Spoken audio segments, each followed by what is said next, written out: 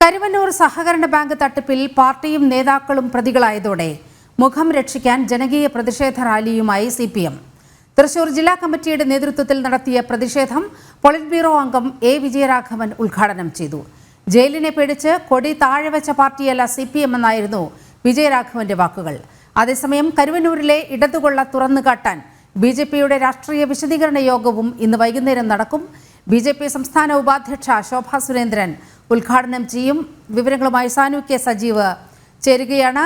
Sanu, CPM യഥാർത്ഥത്തിൽ വലിയ പ്രതിരോധത്തിൽ അകപ്പെട്ടിരിക്കുകയാണ്. പാർട്ടി തന്നെ പ്രതിസ്ഥാനത്ത് നിൽക്കുന്ന സാഹചര്യം, പ്രതിയാക്കി പാർട്ടിയെ തന്നെ ചൂണ്ടിക്കാട്ടിയ ഒരു സംഭവം ഒരുപക്ഷെ രാജ്യത്തിന്റെ ചരിത്രത്തിൽ ആദ്യമായിരിക്കാം.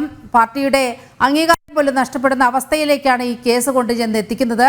എന്താണ് സിപിഎം ഇക്കാര്യത്തിൽ പറയുന്നത്? ഒപ്പം ബിജെപിയുടെ മാർച്ച് വൈകുന്നേരം നടക്കാൻ പോവുകയാണ്, വൈകുന്നേരം വിശദീകരണ റാലി നടക്കാൻ പോവുകയാണ്. സമഗ്ര വിവരങ്ങൾ.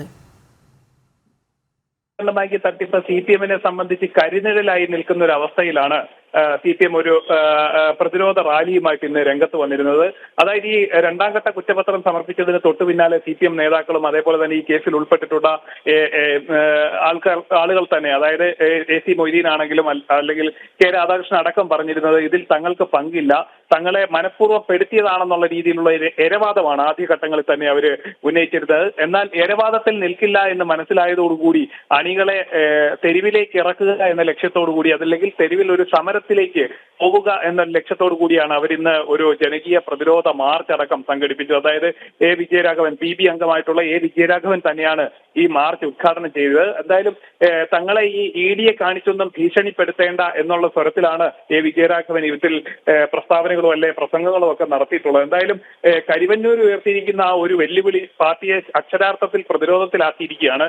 അതിൽ നിന്നും മുക്തി നേടുക അസാധ്യമാണെന്നുള്ള തിരിച്ചറിവിന്റെ പശ്ചാത്തലത്തിലാണ് അവർ ഇത്തരത്തിലുള്ള ഒരു പ്രതിരോധ മാർഗങ്ങൾ അല്ലെങ്കിൽ സമരവുമായിട്ടൊക്കെ മുന്നോട്ട് വന്നിരിക്കുന്നത്. അതായത് അണികളെ ഒന്ന് പിടിച്ചു നിർത്തണമെങ്കിൽ സമരമല്ലാതെ മറ്റൊരു വഴികളുമില്ല എന്ന തിരിച്ചറിവിന്റെ അടിസ്ഥാനത്തിലാണ് ഇന്നലെ നേരത്തെ ചേർത്തിട്ടുള്ള സെക്രട്ടേറിയറ്റിന്റെ അടിസ്ഥാനത്തിൽ ഇത്തരം ഒരു പ്രത്യക്ഷ സമരത്തിലേക്ക് അടക്കം പാർട്ടി നീങ്ങിയിരിക്കുന്നത്. അതിലെ മുതിർന്ന നേതാക്കൾ അടക്കം പങ്കെടുപ്പിച്ചുകൊണ്ട് വരും ദിവസങ്ങളിലും ഇത്തരം യോഗങ്ങളും പ്രതിഷേധ റാലികളും ഒക്കെ സംഘടിപ്പിക്കാനുള്ള സാധ്യതയും ഏറെയാണ്. നിലവിൽ ഈ മുതിർന്ന നേതാക്കളെ MM വർഗീസും അതേപോലെ തന്നെ മുൻ മന്ത്രിയായിട്ടുള്ള AC മൊയ്തീനും അതേപോലെ MP ആയിട്ടുള്ള K രാധാകൃഷ്ണനെ അടക്കം പ്രതികളായി വരുന്ന ഒരു പശ്ചാത്തലത്തിൽ, അതേപോലെ തന്നെ CPM എന്ന പാർട്ടി പോലും ഈ കരുവന്നൂർ സഹകരണ ബാങ്ക് തട്ടിപ്പിൽ പ്രതിയായി നിൽക്കുന്ന ഒരു സാഹചര്യത്തിൽ രാജ്യ ചരിത്രത്തിൽ തന്നെ ഒരു ആദ്യമായിട്ടുള്ള ഒരു സംഭവമാണ് ഒരു പാർട്ടി തന്നെ പ്രതിയായി വരിക ഈ കേസിൽ എന്ന് പറയുന്നത്.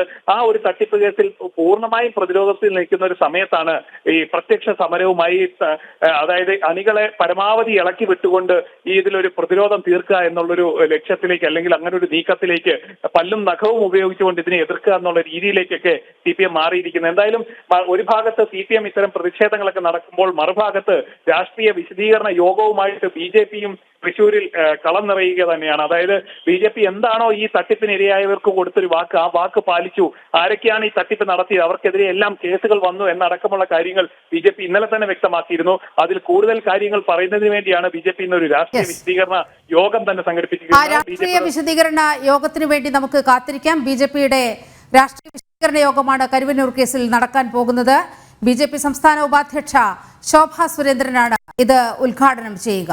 സാനുവാണ് വിവരങ്ങൾ പങ്കുവച്ചത്.